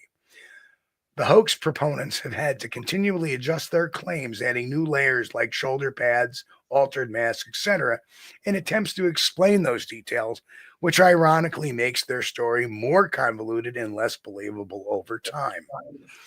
In the court of public opinion, extraordinary claims require extraordinary evidence. The claim that the Patterson-Gimlin film is a hoax orchestrated with a man in a suit is certainly extraordinary, given the film's iconic status. Yet, as shown, the evidence presented by Heironimous, Morris, Long, and Korf is extraordinarily weak. Inconsistent testimony, uncorroborated anecdotes, and suspect motivations. By contrast, the film's proponents ask us to believe only that Patterson and Gimlin filmed something unusual that day, a claim supported by the enduring, unrefuted footage corroborating footprints casts. Right. In conclusion, the Patterson-Gimlin film has not been credibly debunked by these hoax allegations. On the contrary, the way Heironimous and Morris's stories keep shifting and the clear bias with Long and Korf package these stories give us more reason to question the accusers than to question the film itself. Skepticism is healthy, but in this case, skepticism is best directed at the hoax claim itself. The Patterson-Gimlin film thus remains what has always been a fascinating piece of footage that, despite countless attempts, has not been proven a hoax. Thank you. And everybody in the chat without brain damage reminded me that Seth MacFarlane's show was called The Orville.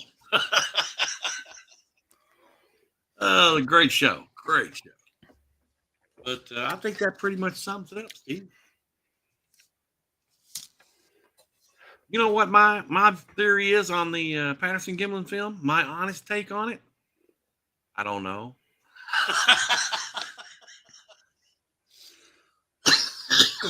I like it, but I don't know. Well, I tell you, I've heard a lot of people talk about that film. Yeah. I've heard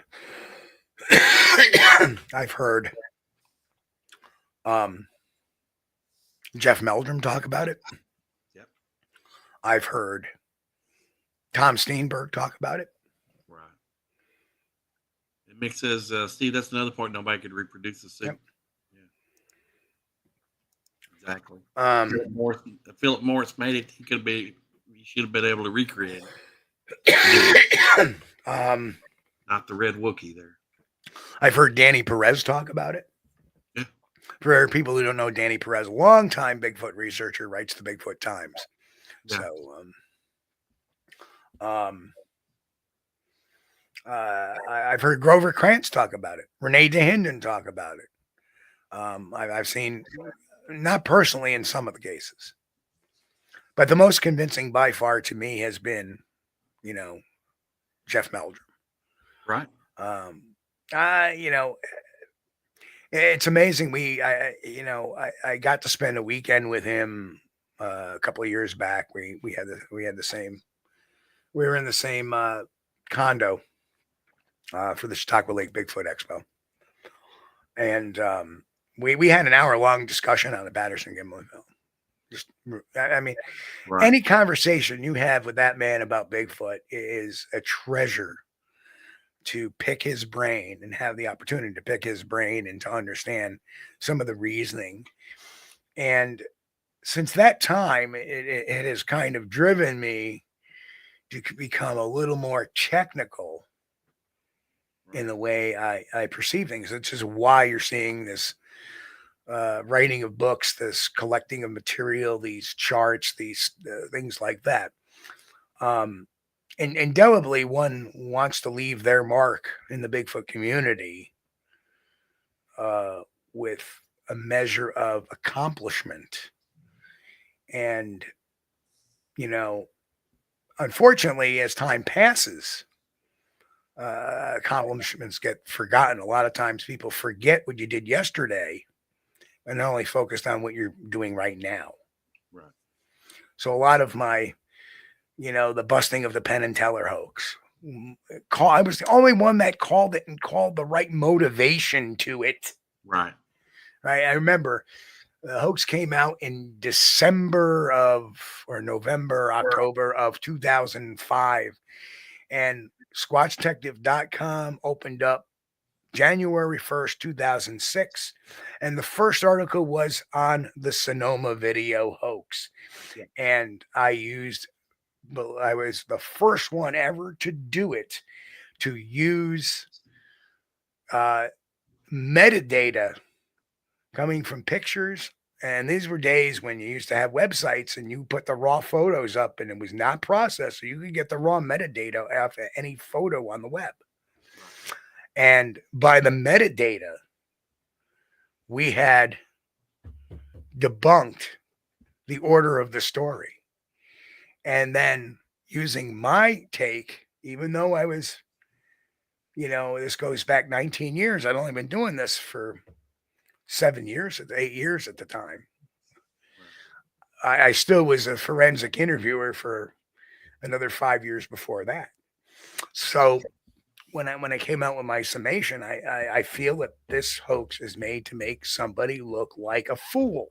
Yeah. And then in April, 3 months after I came out with that thing, Penn and Teller came out with their show Bullshit. And they had a show called Cryptozoology. And that's exactly what they wanted to do. They wanted to make a couple of big name researchers look like idiots. And unfortunately, Moneymaker kind of fell to the bait there. But the other one was Tom Biscardi. And that was another one that was the one that was who they called the real asshole.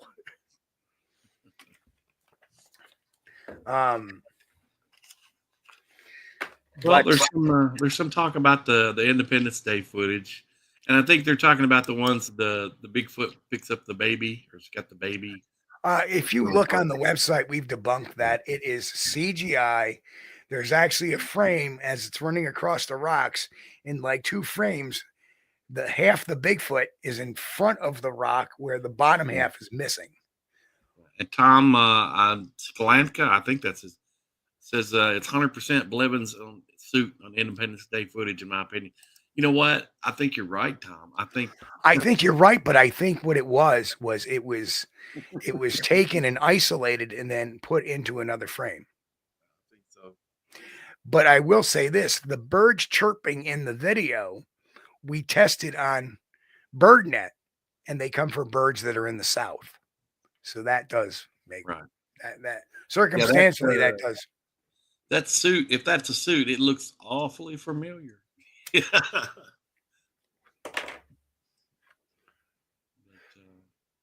think undoubtedly it was a hoax, but it was a pretty good one. But anyhow, so the whole idea now is to keep moving this agenda forward. We're doing stuff, and Chris knows some stuff. Some of the stuff is top secret I'm doing. And it's, you know, it's really some powerful stuff that I'm coming up with, and stuff that's going to make everybody's job a lot easier. I know part of it. And one thing that I know is it's going to make every Bigfoot researcher in the world going to make their job a little easier. Yep. That's like, you know, global impact, and it's coming up. And when you see this thing, you're going to go. let me emphasize: the Independence Day footage is CGI. It's CGI. You know, I just find a video on the channel about the Independence Day footage, and I point out, in slow motion where here's the rock, here's the Bigfoot, right?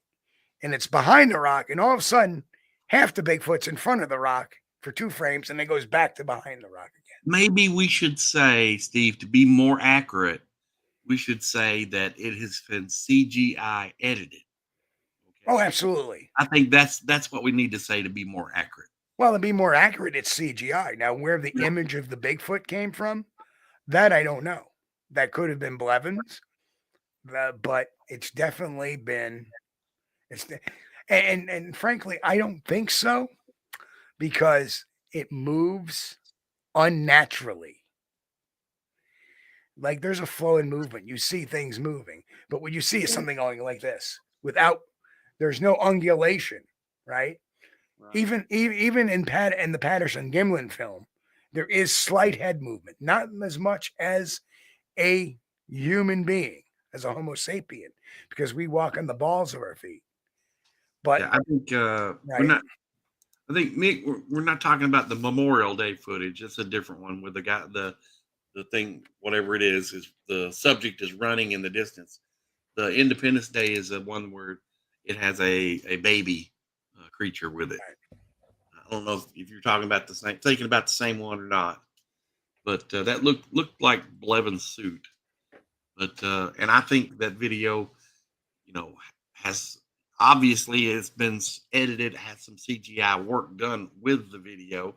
Now we don't know, can't say if somebody wore Blevins' suit and did the video and then they edited it with CGI, which is I think is likely. I think that somebody made the video with the subject in the suit, and then it was kind of spruced up with CGI, but they made a little error.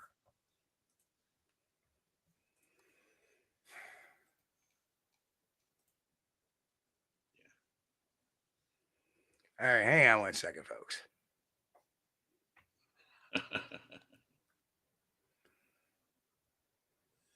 All right. Well, Mick says he thinks to Mick, the Blevin suit looks like the Stay Puft Marshmallow Man.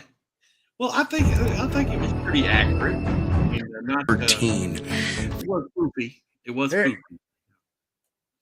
Okay, folks, people have been asking me this for a long time, to view and analyze the Independence Day footage of 2013.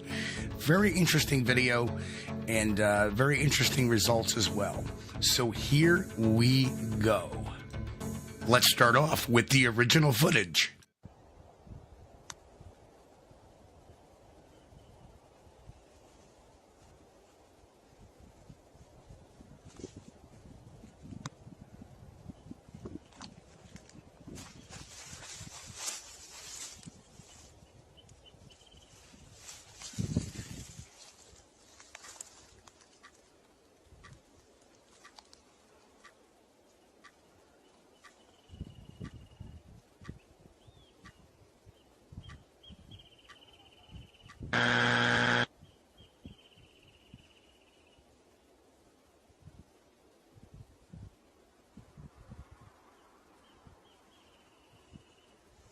Ah, you see there, right there.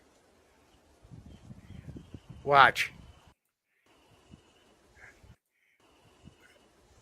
Watch how it comes behind that rock. Watch the rock. Watch the rock directly in front of the Bigfoot.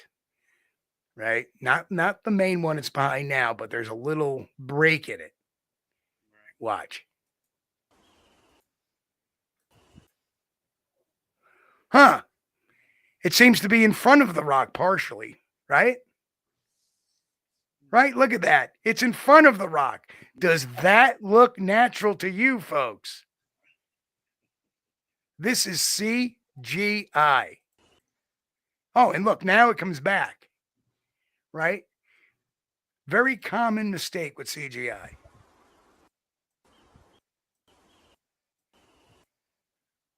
See, it's in front of the rock, in front of the rock.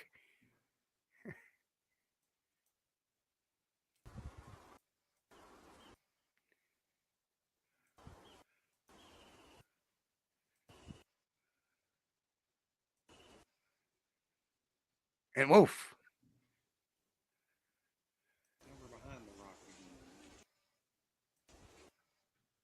Wait a minute. Hold on.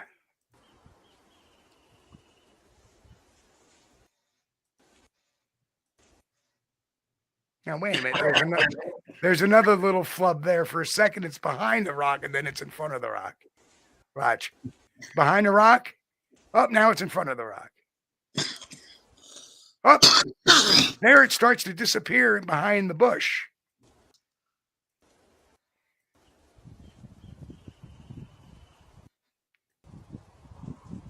Well, I thought it was good. It was a good effort, I thought.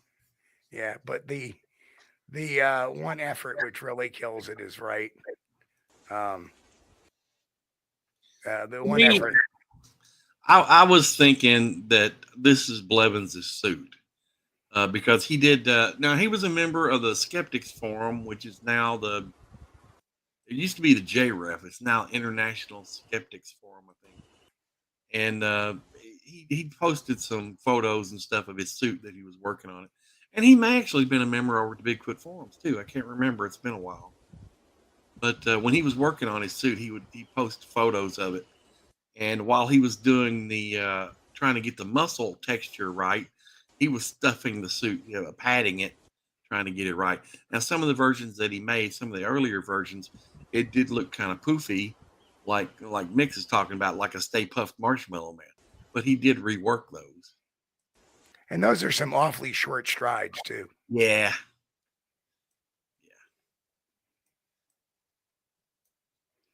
It's not it to me it looks unnatural. Well, we got a problem. Yeah, the person taking the video stays focused on that big rock for a long time, so it's like he knows in advance uh, where the Bigfoot's going to pop up from. And it's just like in a movie when somebody is standing there looking at a telephone and waiting for it to ring. It had previous knowledge that the phone was going to ring in a few seconds. Yeah.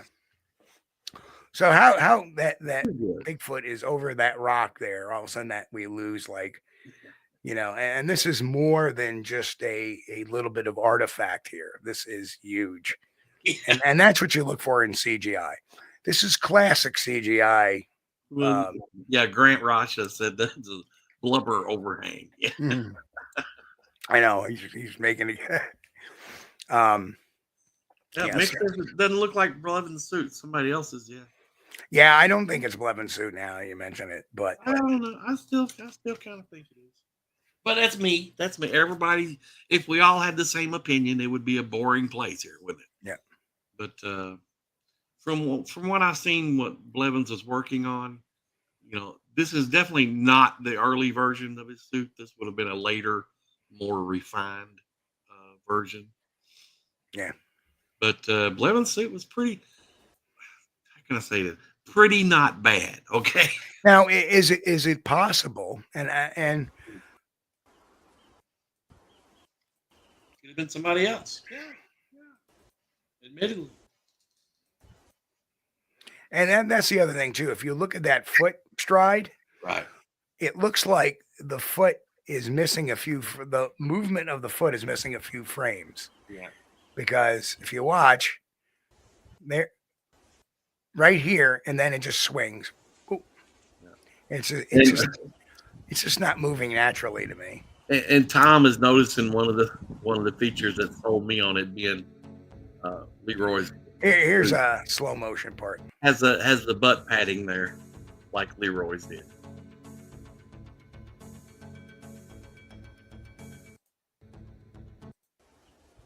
But it could have been in somebody else's suit could have used that same butt padding. So I don't know.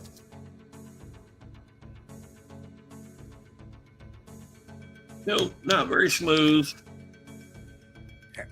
This is the slow motion version. Yeah. They tried to be smooth. And actually, this is zoomed a bit, so maybe this will help people better see. No, it's not. Watch. It actually obstructs the rock right here, Don. Sorry. Watch. Here it comes. Whoop. That's not walking between two rocks.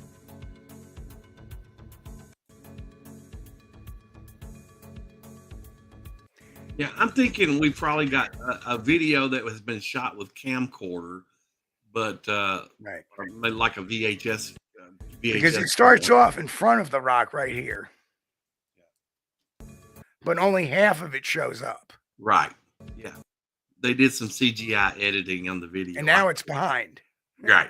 Yes. But it's it's in front and behind right here. I got you. Yeah.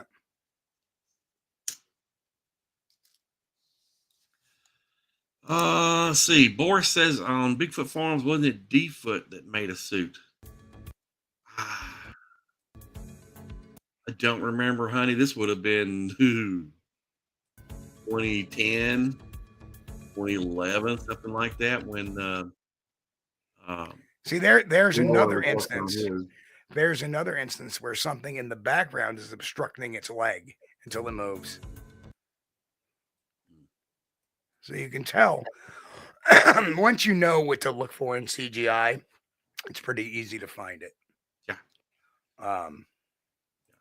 So definitely, I don't think the entire video was created with CGI. No, I think they used a video that they shot with a camcorder, VHS probably, and perhaps a phone app, Very possible, very possible.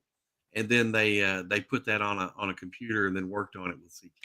Grasshopper, you can have all the opinion you want. It's one solid rock. Sorry, you can't have half a Bigfoot walking.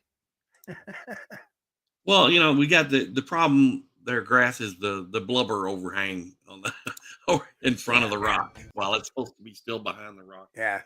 That's the problem. Yeah. And it's just a small issue, but that's what you got to look for. You got to look for the small issues, and that'll tell you the whole story. But was it good? I think it was good. Yeah, I think it was pretty good. It made me look twice. I was like, whoa. and if it's so real, number one, if it's so real, why don't we know where it was shot, when it was shot, who shot it, when it was shot, what it was shot on? Yeah. Again, come on, folks, you're better than this. Yeah. If you believe this, you're better than this. Pete says, who made this video? Right, exactly. Who made the video? Where was it shot? Well, I know it was made from where it was generally made. It was made in the southern part of the United States because the bird calls were tracked to birds that are indigenous to the South. So we know that much. That's the only reason why we know. There's no information on this. Why did they suddenly start shooting? Why didn't they keep on filming? Why was, again, all the hallmarks of a hoax? Guys should know better than this. A film is only as good as the story behind it. Oh, we know, this was filmed on Independence Day. How do you know it was filmed on Independence Day? Has the person that filmed it said, I filmed it on July 4th, and this is what I filmed. This is where I was. This is what I was doing. This is what I filmed it on. You have none of that. It's garbage. Come on, folks. You're better than that. The person that made the video, focusing on that big rock in between those two trees for so long, knew something. That's where the action was going to be when the action restarted. There's no other explanation. If it had been somebody like really, they would have been like, where'd he go? Where'd he go? Where'd he go? Not, focus one spot. It's going to come back up here because that's where we planned. Seems kind of suspicious. But everybody's welcome to their own. Trouble, so the video was made by a husband and wife. Originally, she was sitting on a log. Cars were behind her on the right, got up and walked. They said it was Bigfoot. 2 years later, this video is the same pep. Very cool. Never heard any backstory on this video. Nope. Until now. Thanks. Well, I'll check it out. I appreciate that, but I want to know the source. I want to know where that story came from. Did it come from some innocuous story?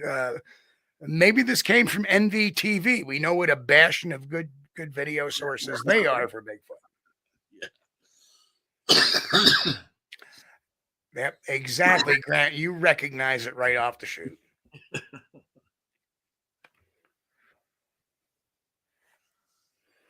We can, but not now because it's time to go, folks. Yeah, Boris wants to talk about Bigfoot and Wild Boy. That was good, man. Saturday mornings, Boris. Saturday morning. That was it, man. Every Saturday morning, Bigfoot and Wild Boy. Well, your bird went off. Do your thing, Chris. It's time for us to go. Time has flown by tonight. Well, thanks everybody for joining us tonight. We appreciate you. I saw some new names in the chat tonight. If you guys hadn't already subscribed, please do so. Give us a like. It helps, they say. We'll see. But you guys listen on the podcast, please get over to the YouTube channel at youtube.com /at Squatchdtv. Have to look at it. And check out some of the videos. Give us a subscribe. Thank you guys. We really appreciate you. And I know, I always say this and I say that every week too. It's getting kind of boring, I guess, but it's true. You guys are the best audience we could ever hope for. Yeah, check out Steve's books. It's available. Figure we'd do it cheap. Another shameless plug.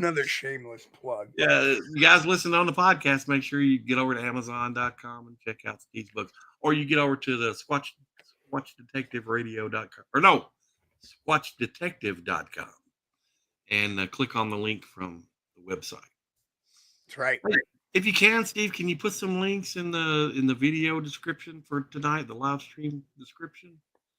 Or is that maybe what? For the books, the new book links to. Oh yeah, I got to put the new book link in there eventually. Yeah, I will do that. That'll help. Maybe not tonight, but I'll do that tomorrow morning in my chores. But thank you guys for hanging out with us. We really appreciate you. Thank you so much. And folks, on behalf of me and everybody else here at Squatch-TV, we want to wish everybody a happy and safe, healthy week. We will be back here Wednesday night, 9 p.m. Eastern, with an all-new Squatch-TV, where this week we talk about Bigfoot and its speech capabilities. Well, anyway, but folks, if people see me fired up, come on, you're smarter than this. I'm only playing. I'm not angry. I'm having a good time. You're going to be on Billy's show tomorrow night? That's right. Tomorrow night, I will be on Billy Willard's show, Sasquatch Watch Radio. Yes, we'll be pitching the book tomorrow night, amongst other things. So, thanks, Mick. Mick's keeping us on our toes. Thank you, Mick. That's right.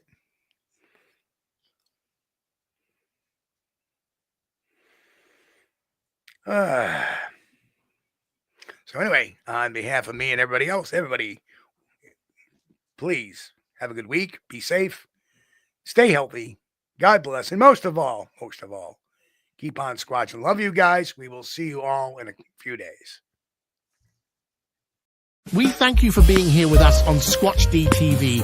If you haven't taken the time yet, please hit that like button and subscribe to the channel. And oh yes, hit that notification bell too. We don't want you to miss anything.